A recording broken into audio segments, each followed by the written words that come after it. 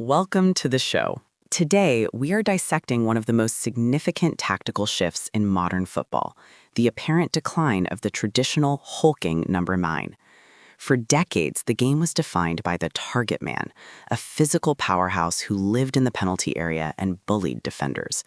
But look at the world's elite squads today. The landscape has changed. We are seeing a move towards fluidity, versatility, and the rise of the false 9. Is the pure striker actually dead, or has the position simply evolved into something more complex? Today, we explore why fluid frontlines are now the gold standard for winning trophies. To understand where we are, we have to look at where we started.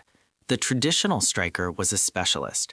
Their job was simple: stay high, win headers, and provide a focal point.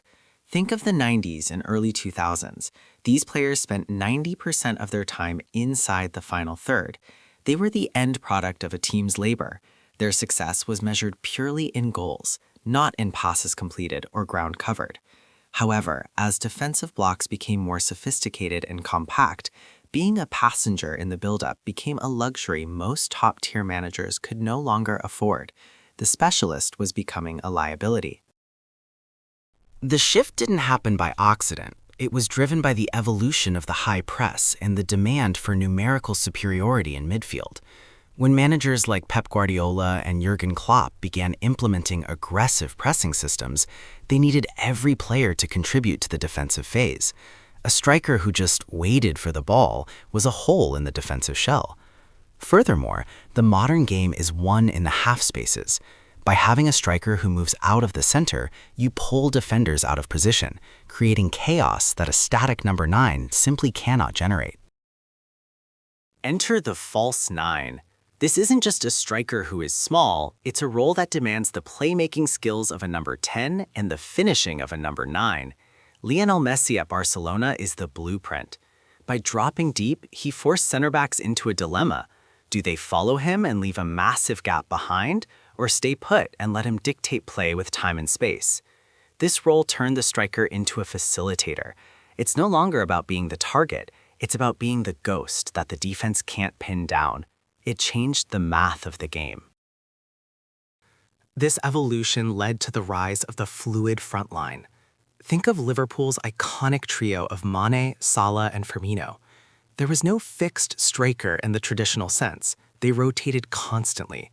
One moment the winger is the furthest man forward, the next the striker is covering the wing. This fluidity makes a team nearly impossible to man-mark. For athletes and fitness enthusiasts, this means the physical profile of an attacker has changed. You need the aerobic capacity to sprint for 90 minutes and the tactical intelligence to occupy 3 different positions in a single match. Football at the highest level is a game of numbers. If you play a traditional striker against a back 2, those defenders are comfortable. But when that striker vanishes into midfield, you create an overload. Suddenly, the opposition's 2 central midfielders are facing 4 attackers. This numerical dominance allows teams to hog possession and tire out the opponent. It's a death by 1,000 passes. The death of the striker is really just the birth of the overload.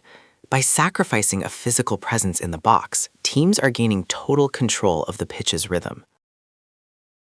So, what does a modern scout look for? It's no longer just height and power.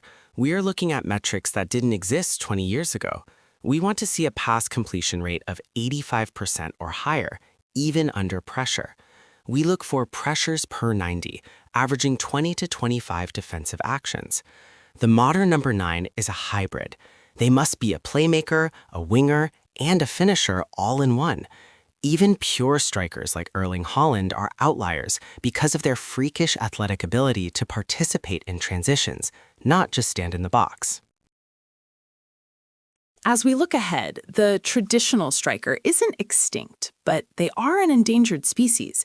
Even the big men are having to adapt. The future belongs to the complete attacker, players who can do everything.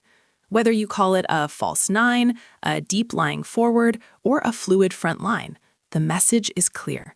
Adaptability is the ultimate skill. For fans and athletes, understanding this shift is key to appreciating the complexity of the modern game. The goal hasn't changed. but the path to getting there has become a whole lot more interesting. Thanks for listening.